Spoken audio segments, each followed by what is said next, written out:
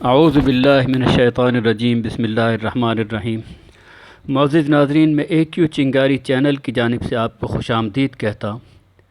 قرآن ایک دائمی معجزہ کے سلسلے کی وہ آخری ویڈیو ہے جس میں ہم باقاعدہ ایک ٹیبل کی شکل میں وہ ناقابل تردید ثبوت پیش کر رہے ہیں جو علم ریاضی کے تحت قرآن کا ایک دائمی معجزہ ہونا ثابت کر کے رکھ دیتا ہے۔ اس سے قبل کی 3 ویڈیوز میں ہم نے ایک تو یہ بتایا تھا کہ عالمی قرآن دشمن طاقتیں اس معجزے کی جانب سے کلمہ گو انسانوں کو دھوکہ دینے میں مصروف ہیں۔ خلیفہ رشاد کے نام سے غلط قسم کے اعداد و شمار پھیلانے کی کوششیں کی جا رہی ہیں اور مسلمانوں کی توجہ محمد صلی اللہ علیہ وسلم کے تاریخ انسانی کے سب سے بڑے اور دائمی معجزہ قرآن سے ہٹانے کے لیے پورا زور لگایا جا رہا ہے۔ پھر ہم نے بہت سارے ایسے اعداد و شمار بھی پیش کیے جو واضح طور سے 19 کی عدد سے قابل تقسیم ہو کر قرآن کو ایک معجزہ ثابت کرتے دکھائی دیتے ہیں، جن کی تفصیل آپ کو اس سے قبل کی 3 ویڈیوز میں مل بھی سکتی۔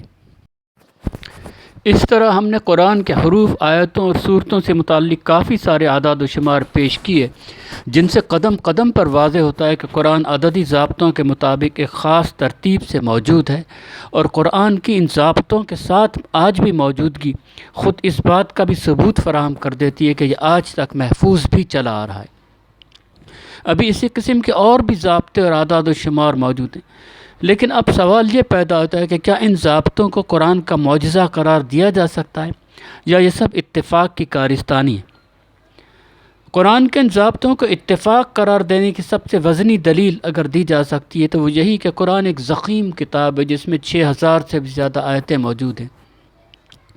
اگر اتنی ہی ضخیم اور کوئی کتاب اٹھا لی جائے اور اس کتاب کے حروف، الفاظ اور جملوں کے لاکھوں ممکنہ اعداد و شمار پر نگاہ ڈالتے ہوئے ایسے 500 کے لگ بھگ ضابطے منتخب کر لیے جائیں جو عدد 19 یا کسی اور عدد سے تقسیم ہوتے ہوئے نظر آ رہے ہیں، تو ایک عام شخص متاثر مرعوب ہو کر کہہ اٹھے گا کہ یہ تو یقیناً کوئی الہامی یا پراسرار حقیقت ہے، اتنے سارے اتفاقات کا رونما ہو جانا ممکن نہیں۔ حالانکہ ایسا نہیں ہوتا۔ بس یہی کچھ قرآن کے ساتھ بھی کیا گیا ہے۔ پہلے سے اس کتاب کے الہامی ہونے کے بارے میں ذہن بنا ہوا ہوتا ہے، تقدس کے ساتھ اعداد اور شمار میں جو بھی اچنبھا نظر آئے اسے فوراً معجزہ قرار دے دیا۔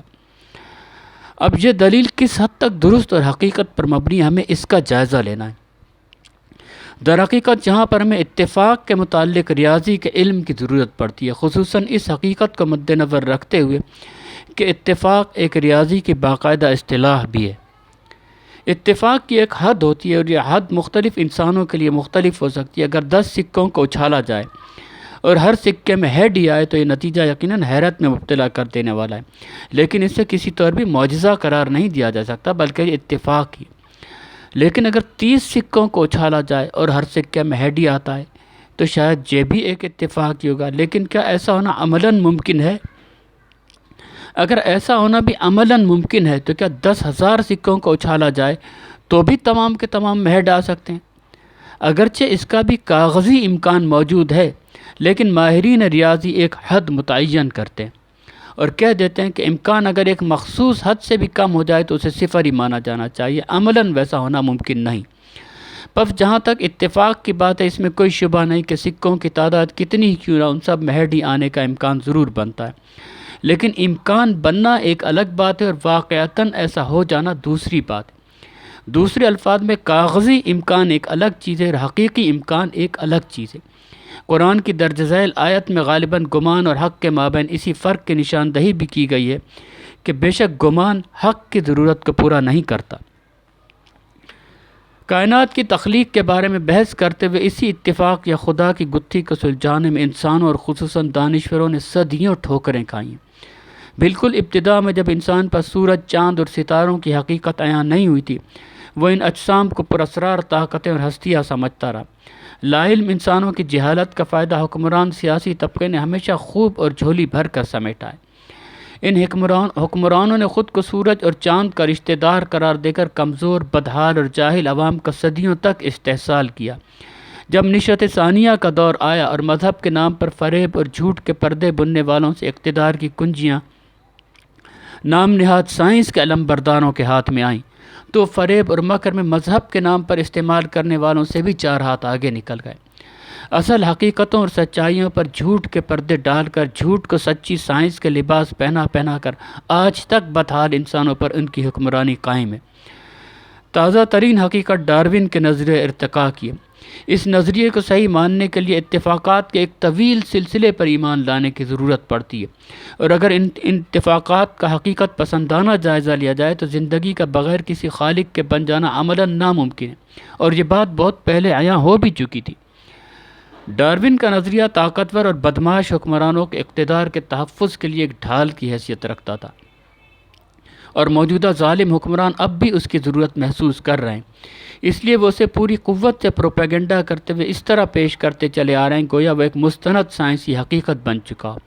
اس مقصد کے لیے انہوں نے حسب روایت پورے فریب اور مکر سے کام لیا، اور اتفاق کے نام کا سہارا لیتے ہوئے ان واقعات سے بھی خالق کائنات کو بے دخل کر دینے کی کوشش کی جن کا بغیر رب العالمین کے وقوع پذیر ہونا خود ریاضی دانوں کے حساب کے مطابق بھی ناممکن بنتا ہے۔ ہم نے ڈارون کے نظریے کا جدید سائنس اور سائنسدانوں کے پیش کردہ حقائق کی بنیاد پر مکمل جائزہ لیتے ہوئے اسے اپنی کتاب انسان کائنات اور خدا میں غلط اور جھوٹا ہونا ثابت کیا ہے۔ اگر آپ کے ذہن میں ڈارون کے نظریے کے حوالے سے غلط فہمیاں موجود ہیں تو ہماری کتاب انسان کائنات اور خدا کا مطالعہ ضرور کیجیے گا۔ اگر آپ کو کتاب چاہیے تو اس چینل کی اس ویڈیو کے کمنٹس کے اندر ہم سے رابطے کی کوشش کی ہے، ہم آپ کو ضرور پہنچائیں گے۔ اسی کتاب کی بنیاد پر ہم نے اپنے یوٹیوب چینل پر بھی ڈارون کے نظریہ ارتقاء کو دلیل کے ساتھ باطل ثابت کیا ہے۔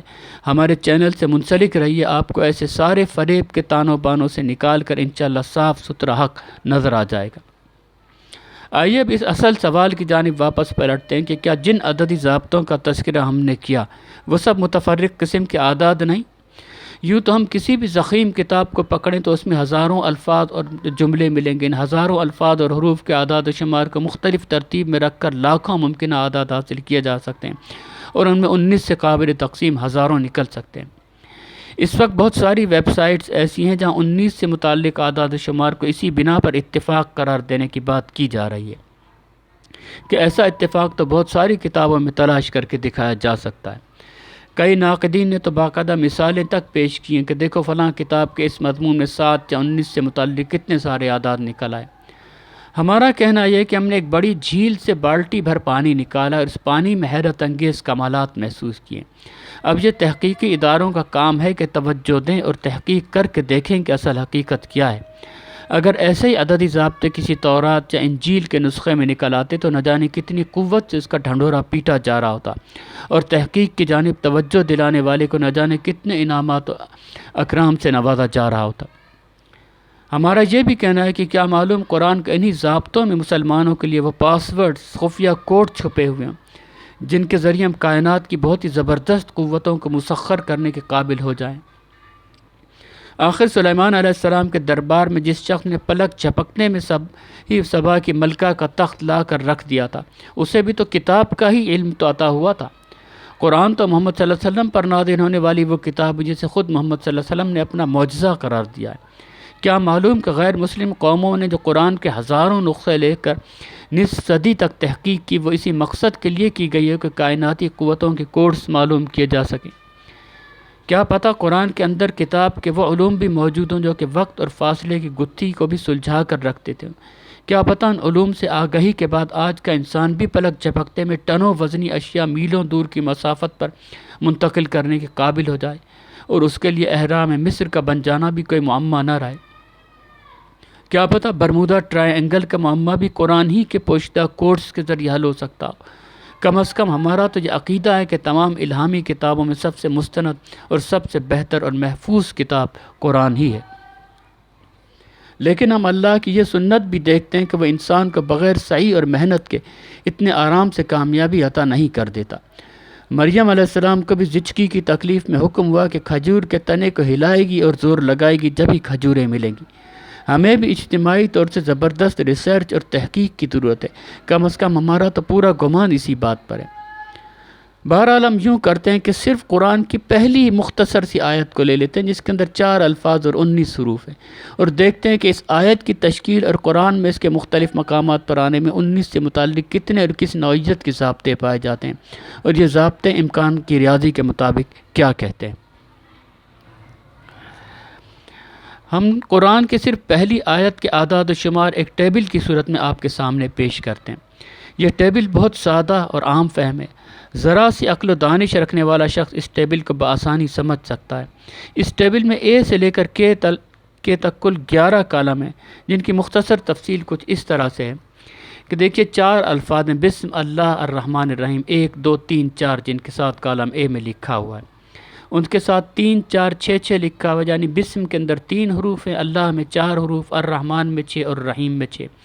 پھر 3 7 13 19 کالم ڈی میں لکھا ہوا ہے۔ اس سے مراد یہ ہے کہ بسم تک 3 حروف، بسم اللہ کے مل کے 7 حروف ہو گئے، بسم اللہ الرحمن الرحیم تک 13 حروف ہو گئے، اور پوری آیت کے بسم اللہ الرحمن الرحیم کے 19 حروف ہو گئے۔ اس کے بعد ای ایف جی کالم کے اندر ہم نے ان کے بسم کے بے سین میم، یعنی پہلا حرف، آخری حرف اور درمیانی حرف کے لحاظ سے لکھا ہوا ہے۔ بسم کا پہلا حرف بے ہے، جس کی عددی قیمت 2 ہے، سین درمیانی حرف ہے جس کی عددی قیمت 60 ہے، اور میم جس کی عددی قیمت 40 ہے۔ اس کے بعد اللہ آتا ہے جس کا پہلا حرف الف ہے، درمیان میں 2 لام ہیں اور آخر میں ہے۔ ان کی عددی قیمتیں 1 30 30 اور 5 ہیں۔ پھر الرحمن ہے جس کا پہلا حرف الف ہے، پھر لام ر ہے میم درمیان میں آئے، اور پھر نون، جن کی عددی قیمتیں 1 30 208 40 اور 50 ہیں۔ آخری لفظ الرحیم ہے جس کا پہلا حرف الف ہے، آخری حرف میم ہے، اور درمیان میں لام ر ہے یہ ہے، اور جن کی عددی قیمتیں 1 30 208 10 اور 40 ہیں۔ کالم ایچ کے اندر انہی عددی قیمتوں کا مجموعہ ہے۔ بسم کی عددی قیمتوں کا 2 × 60 × 40 102 ہے۔ لفظ اللہ کی عددی قیمتوں کا مجموعہ 1 30 30 5 66 ہے۔ الرحمن کا 329 ہے، اور الرحیم کا 289 ہے۔ اسی طرح کالم آئی کے اندر کہ پہلے لفظ تک عددی مجموعہ 102 ہے، بسم اللہ تک بڑھ کے 102 اور 66 168 ہو گیا، بسم اللہ الرحمن تک 497 ہو گیا، اور پوری آیت کا 786 ہو گیا۔ کالم جے کے اندر اگر آپ دیکھیں تو پہلا حرف پہلے حرف کا بسم تا آخری میم، بے اور میم کا مجموعہ 42 ہے، اللہ کے الف اور ہے کا مجموعہ 6 ہے، الرحمن کے الف اور نون کا 51 ہے، اور الرحیم کے الف اور میم کا 41 ہے۔ آخری کالم کے ہے جو بتاتا ہے کہ بسم کے اندر حروف 3 تھے اور عددی قیمت کا مجموعہ 102 102 اور 3 105، اللہ کا 4 اور 66 70، الرحمن کا 6 اور 329 335، اور الرحیم کا 6 اور 289 295۔ یہ مختصر سادہ سی انتہائی ٹیبل جسے ذرا سی عقل و دانش رکھنے والا شخص بھی بآسانی سمجھ سکتا ہے۔ چلیے اب اس ٹیبل کے لحاظ سے آگے بڑھتے ہیں۔ دیکھیے جو ہم نے ریڈ سرکل کے اندر بنائے گئے ہیں، کالم سی کے اندر یعنی بسم کے اندر پہلے حرف کے اندر، اس پہلے لفظ کے اندر 3 حروف ہیں، دوسرے میں 4، تیسرے میں 6، چوتھے میں 6، یعنی 1 3 2 4 3 6 4 6، یہ پہلا عدد بن گیا۔ 1 3 2 4 3 6 4 6، اور یہ عدد 19 سے پوری طرح تقسیم ہو جاتا ہے۔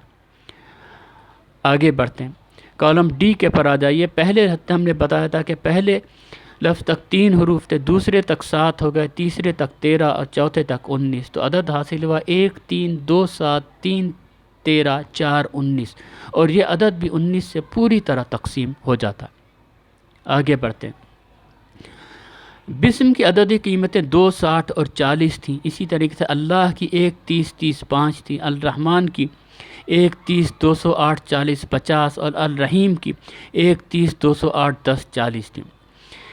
اس طریقے سے اگر ان سے عدد حاصل کیا جائے تو وہ 1 2 60 40، 2 1 30 30 5، 3 1 30 208 40 50، 4 1 30 208 10 40، اور یہ پورا بڑا عدد بھی 19 سے پوری طرح تقسیم ہو جاتا ہے۔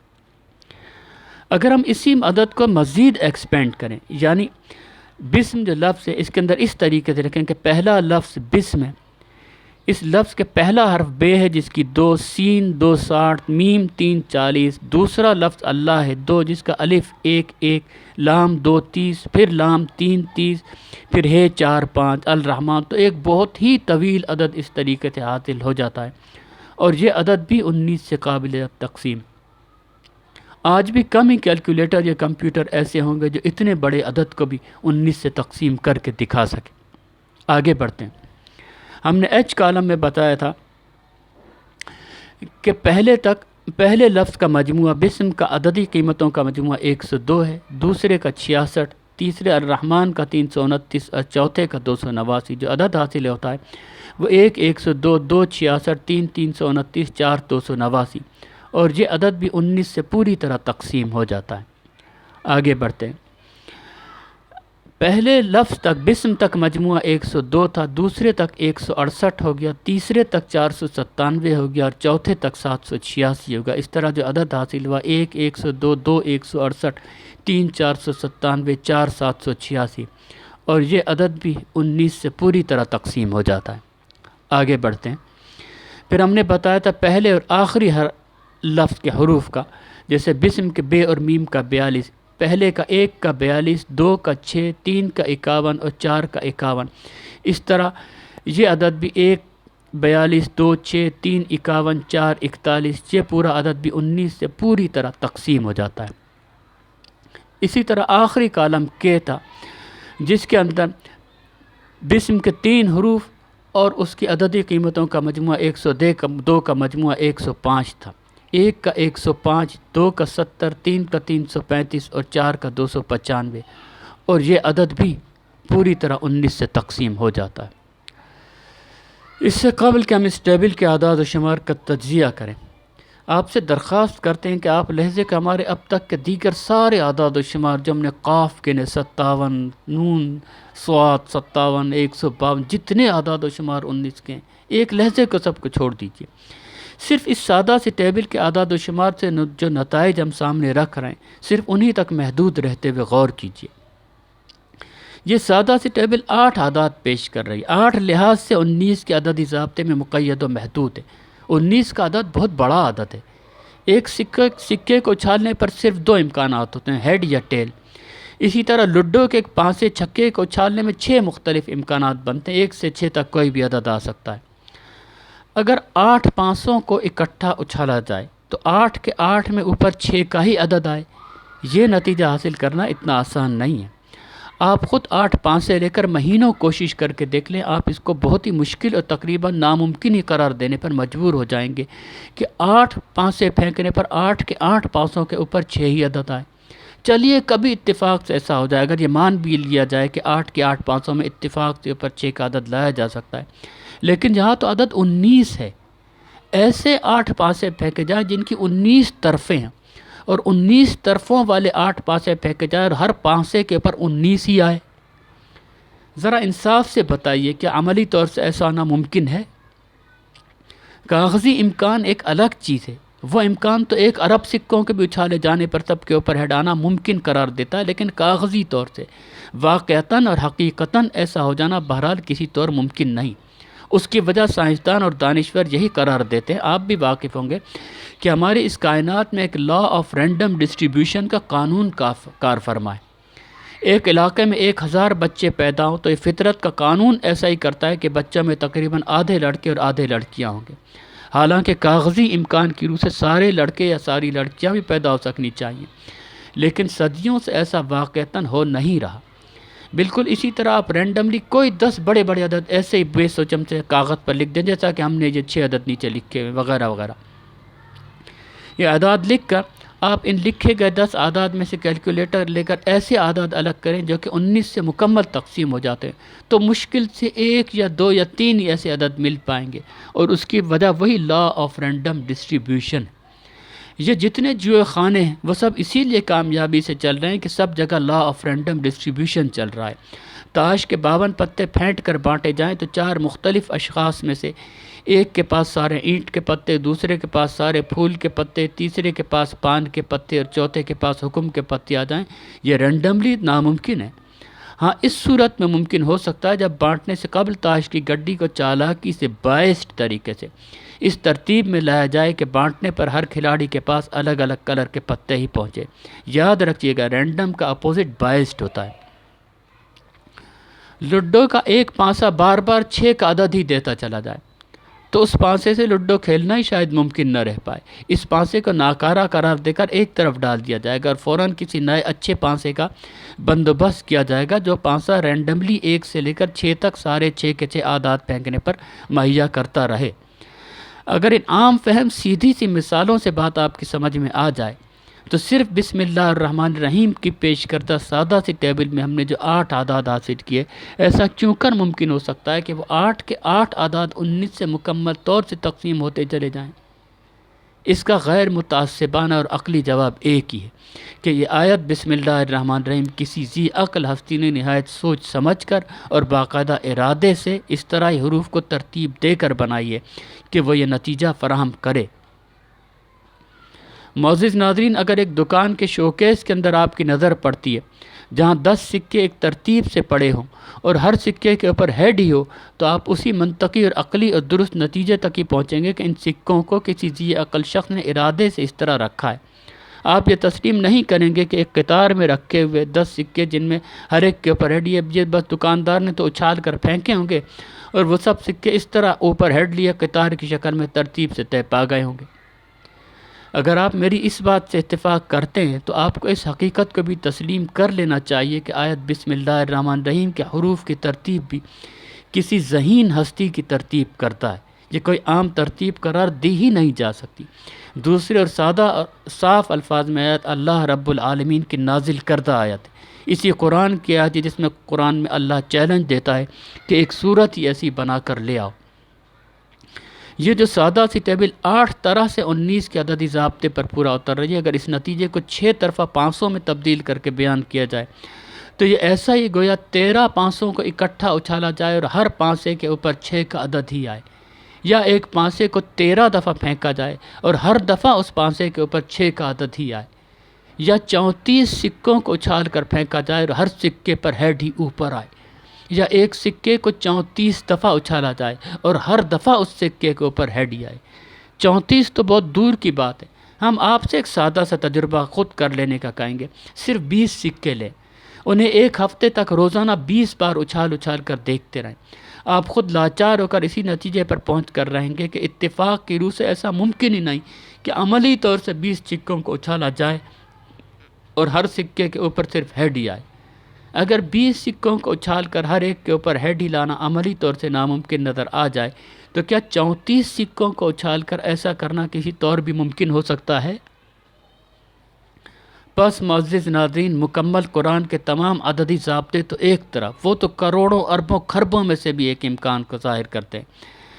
صرف پہلی آیت بسم اللہ الرحمن الرحیم کا چھوٹے سے 4 الفاظ اور انہی حروف پر مبنی اپنا اسٹرکچر ہی اس حقیقت کو امکانات کے ریاضی کے تحت ثابت کر دیتا ہے کہ یہ آیت ایک دائمی معجزہ ہے، وہ معجزہ جسے رب العالمین نے محمد صلی اللہ علیہ وسلم کو عطا کیا تھا۔ ہمارے نبی محمد صلی اللہ علیہ وسلم کو عطا کردہ یہ معجزہ جو آج بھی جسے کوئی چھو کر دیکھ سکتا ہے۔ بسم اللہ الرحمن الرحیم قرآن کا نسخہ اٹھا کر دیکھے، اس کے حروف کو گن لے، جو اعداد ہم نے پیش کیے اعداد و شمار ان کو پرکھے، یہ سارے انبیاء کے معجزات کے پر بھاری ہے۔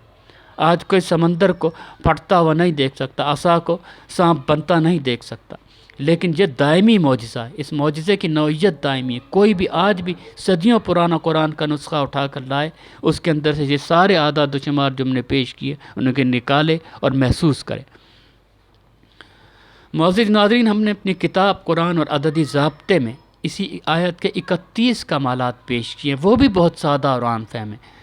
اب ذرا محض 4 الفاظ اور 19 حروف پر مبنی قرآن کی پہلی آیت کے 31 کمالات کے بارے میں غور کیجیے۔ یہ کمالات بتاتے ہیں کہ پہلا حرف بے بہت سوچ سمجھ کر منتخب کیا ہوا ہے۔ اسی طرح حروف تہجی کے پہلے لفظ الف کو پہلی آیت میں سوچ سمجھ کر چوتھے نمبر پر رکھا گیا ہے۔ آیت کا پہلا لفظ، آیت کے چاروں الفاظ، آیت میں حروف کی تعداد، حروف کی مقطعات اور غیر مقطعات میں تقسیم، آیت کے قرآن میں تعداد اور آیت کا قرآن میں مقام وغیرہ وغیرہ، سب کچھ پکار کر کہتا ہوا دکھائی دیتا ہے کہ اسے بہت سوچ سمجھ کر منتخب کیا گیا ہے۔ امکان کے ترازو میں تول کر دیکھیں تو ایسا ہی ہے کہ آپ 10 سکوں کو 13 دفعہ اکٹھا اچھالیں اور ہر دفعہ 10 کے 10 سکوں میں ہیڈ ہی آتا چلا جائے، یا ایک سکے کو 130 دفعہ اچھالیں اور ہر دفعہ اس سکے کے اوپر ہیڈ ہی آئے۔ کیا آپ اسے محض اتفاق قرار دے سکتے ہیں؟ 10 سکے لیں اور چند دفعہ ہی انہیں خود اچھال کر دیکھیں، آپ کو صرف ایک دفعہ ہی سارے سکوں میں ہیڈ لانے کے لیے بہت جتن کرنے پڑیں گے، کہاں کہ لگاتار 13 دفعہ 10 کے 10 سکوں میں ہیڈ لانا جائے۔ آپ کی عقل بھی خود اس کا انکار کر دے گی۔ اگر کوئی ضدی اور متعصب شخص اب بھی اسے اتفاقی قرار دیتا ہے تو پھر احرام مصر کا بن جانا بھی ایک اتفاق ہی ہو سکتا ہے۔ اتفاق سے خاص ہوائیں، زلزلے، طوفان آئے ہوں گے اور اسی وقت کچھ شہاب ثاقب بھی ٹکرائے ہوں گے اور زمین پر بھنور بن گئے ہوں گے، اور کسی آتش فشاں کا بہتا ہوا لاوا بھی وہاں پہنچ گیا ہوگا، اور ان سب اتفاقات سے ہو جانے والی کارستانیوں کا نتیجہ احرام مصر کی شکل میں رونما ہو گیا ہوگا۔ لیکن ہم نہیں سمجھتے کہ کوئی بھی عقل مند شخص، غیر متعصب شخص اس پاگل اتفاق پر یقین کر سکے۔ ہم نے اپنی آنکھوں سے کسی بھی احرام کو بنتے نہیں دیکھا، لیکن ہمارا یقین ہے کہ ہر احرام کسی زبردست معمار کی تعمیر ہے۔ قرآن میں انسانوں اور جنوں کو آیتوں اور صورتوں کے لحاظ سے اللہ نے کئی مقامات پر چیلنج دیے ہیں۔ مثال کے طور پر کہا گیا ہے کہ ایک حدیث اس کے مثل لا کر دکھا دو۔ ہم سمجھتے ہیں کہ اگر حدیث سے مراد پہلی آیت لی جائے تو واقعتاً دنیا کے کسی بھی مصنف کی کتاب کا پہلا جملہ اتنی زبردست خصوصیات کا حامل اور اتنے زبردست عددی ضابطے پر مشتمل نہیں ہو سکتا، خصوصاً اس حقیقت کو مد نظر رکھتے ہوئے کہ اس کتاب کو پیش کرنے والا جو کہ پڑھنا لکھنا نہ جانتا تھا، اس نے تو نہ تو جان بوجھ کر ارادتاً ایسا کیا ہو، نہ ہی اس نے اس جانب نشاندہی کی ہو، بلکہ یہ کمال تو ظاہری اس شخص سے جانے کہ 1400 برس بعد ہوا۔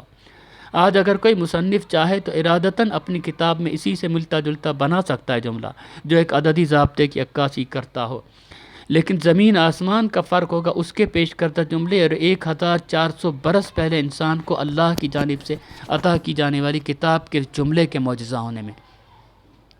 اس آیت کا اصل معجزہ ہے ہی یہ کہ جس شخص اور جن واسطوں کے ذریعے کتاب ہم تک پہنچی ان میں سے کسی نے بھی نہ تو دعویٰ کیا کہ اتنا زبردست عددی ضابطہ موجود ہے، نہ ہی انہوں نے اس جانب کو اشارہ دیا۔ سب نے ایک ہی بات کہی کہ اس کتاب کا ایک ایک حرف، ایک ایک لفظ، ایک ایک آیت اس کائنات کے خالق نے محمد صلی اللہ علیہ وسلم پر نازل کی۔ لہٰذا سائنس اور منطق کی روح سے اس عددی ضابطے سے جو چیز ثابت ہوتی ہے وہ یہی کہ واقعی یہ کتاب اللہ کی جانب سے ہی نازل کرتا ہے۔ اگر کوئی 1 سال کا بچہ غوغاں قسم کی مختلف آوازیں نکالتے ہوئے اچانک 1-2 مربوط اور بامعنی الفاظ کہہ ڈالے تو یہ چونکا دینے والی بات ہوگی، لیکن اس بات کو اتفاق قرار دیا جا سکتا ہے۔ لیکن اگر کوئی گہوارے میں بڑا بچہ باقاعدہ کلام کرنا شروع کر دے تو یہ بہرحال ایک معجزہ ہے، یعنی کمال بچے کا نہیں بلکہ اس پاک ذات کا ہوا جس نے اپنی نشانی کے طور پر بچے کو گویائی عطا کر کے اپنے خالق ہونے کا معجزہ دکھا دیا۔ بالکل اسی طرح ایک امی شخص پر ایک ایسی کتاب نازل ہونا جس کی پہلی آیت ہی اتنے زبردست عددی ضابطے کی نشاندہی کرے، کیا یہ رب العالمین کا صریح معجزہ نہیں ہے؟ جبکہ محمد صلی اللہ علیہ وسلم بار بار یہ کہہ چکے ہوں کہ میرا معجزہ قرآن۔ معزز ناظرین، جہیں ہم اس ویڈیو کا اختتام کرتے ہیں، ہمارے چینل سے وابستہ رہیے اور ہمارے چینل کی ہر ویڈیو ایک دفعہ ضرور دیکھیے۔ اگر بات دل کو لگے تو آپ کا فرض بنتا ہے کہ جتنا زیادہ آپ سے ممکن ہو سکے قرآن کے دائمی معجزہ ہونے کے ریاضیاتی ثبوت کو آگے سے آگے پھیلانے میں ہمارا ساتھ دیں۔ اللہم ارنا الحق حقا وارزقنا اتباعہ وارنا الباطل باطلا وارزقنا اجتنابہ۔ اے اللہ، ہمیں جو حق ہے اسے حق کے مطابق ہی دکھا اور اس کے اتباع کی توفیق عطا فرما، اور جو باطل ہے اسے باطل کے طور پر دکھا اور اس سے اجتناب کی توفیق عطا فرما۔ آمین۔ وما علینا الا البلاغ المبین۔